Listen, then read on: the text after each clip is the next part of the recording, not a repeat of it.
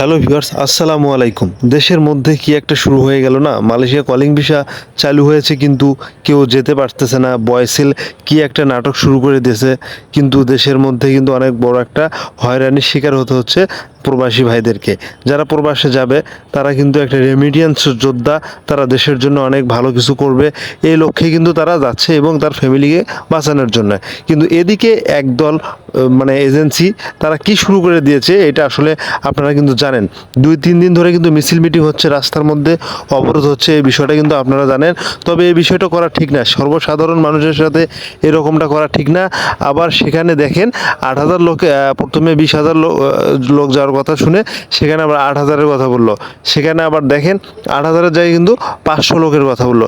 সে 500 লোকও যদি যেতে চায়, তো আমার কাছে বিষয়টা কিন্তু খুব খারাপ লেগেছে। দেখেন বয়সেল কিন্তু আসলে এটা কিন্তু ঠিক করেনি। দেখেন কি একটা দেশের মধ্যে একটা গ্যাঞ্জাম সৃষ্টি হয়ে গেছে। দেখেন তারা সাধারণ মানুষ কিন্তু রাস্তায় নেমে পড়েছে, রাস্তায় নেমে পড়ে কিন্তু অবরোধ করতেছে। বিষয়টা কিন্তু আসলে ঠিক না। তো এটা কিন্তু আসলে সরকারিভাবে বিষয়টা দেখা উচিত, কারণ তারা যে কষ্ট করতেছে, রাস্তায় দিন পার করতেছে, রাত পার করতেছে, এই বিষয়টা কিন্তু আসলে সরকারকে ভালোভাবে দেখা উচিত। কারণ তারা এত কষ্ট করে বাইরে যাবে, তারা নিজে ঘাম ঝরিয়ে কিন্তু টাকা ইনকাম করে দেশে পাঠাবে, কিন্তু তাদের সাথে এরকমটা করা ঠিক হচ্ছে না। তো ভিউয়ার্স, 8,000 লোকের মধ্যে কিন্তু 500 লোক যাবে কেন? এটা কেন হবে? কথা ছিল কি আর হচ্ছে কি? দেশের মধ্যে কি যে একটা হচ্ছে, 8,000 লোকের জায়গায় কিন্তু মাত্র 500 লোক যাবে। কেন যাবে? এটা কেন হচ্ছে?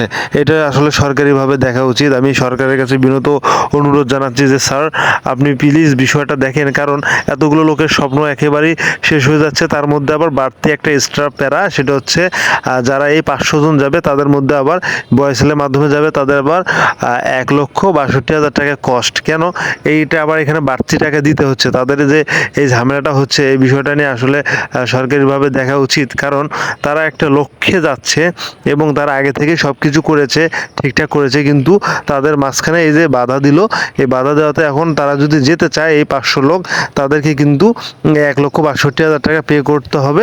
পে না করলে কিন্তু তারা যেতে পারবে না। এটা কিন্তু সম্পূর্ণ একটা এজেন্সির হাতে করা হয়েছে। তো এজেন্সি তারা কিন্তু আসলে এরকম একটা করতেছে, কিন্তু এটা ঠিক না। কারণ সর্বসাধারণ মানুষ তারা ধাপে ধাপে এইভাবে হঠাৎ করে টাকা কই পাবে? বিষয়টা কিন্তু আমার কাছে অনেক খারাপ লেগেছে। আপনার কাছে কেমন লেগেছে অবশ্যই আপনি বিষয়টা জানাবেন। কিন্তু আমি মনে করি যে ডক্টর ইউনূস স্যার, আপনার কাছে আমাদের বিনত অনুরোধ, আপনি সব কিছু সহজভাবে করে নেন। কারণ সহজভাবে করলে কিছু মানুষ ওখানে গিয়ে 2টা টাকা ইনকাম করতে পারবে, কিন্তু এটা দেশের জন্য ভালো। তার দেশের জন্য করতেছে, তার নিজের ফ্যামিলির জন্য করতেছে। সে একজন রেমিটেন্সের যোদ্ধা। তার সাথে আসলে আমি মনে করি এরকম করা ঠিক হচ্ছে না, কারণ তাকে এইরকম বাধা দেওয়াটাও ঠিক হচ্ছে না। তিনি যাবে, গিয়ে কিন্তু নিজে কষ্ট করে কিন্তু ঘাম ঝরানো টাকা কিন্তু দেশে পাঠাবে। কিন্তু এতদিন ধরে যে এত কিছু হচ্ছে এবং এতগুলো লোক এতদিন ধরে বসে আছে, 8,000 লোক যাওয়ার কথা, সেখানে 500 লোক যাচ্ছে। তার মধ্যে আবার এক্সট্রা কস্ট এই 1,62,000 টাকা যে বাড়তি, এই টাকাটা আবার নতুন করে ধরা হয়েছে পুনরায়। তো এটা আসলে বিষয়টা আমার কাছে খুব খারাপ লেগেছে। তো আপনারা অবশ্যই জানাবেন যে এটা কি করলে আপনাদের কাছে ভালো হবে। অবশ্যই সরকারিভাবে একটা নির্দেশনা আসুক, আমরা এইটা চাই।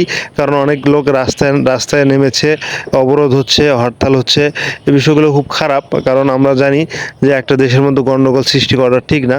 আমি বিনীতভাবে অনুরোধ করব, ভাই আপনারা সবাই শান্তশিষ্ট হন।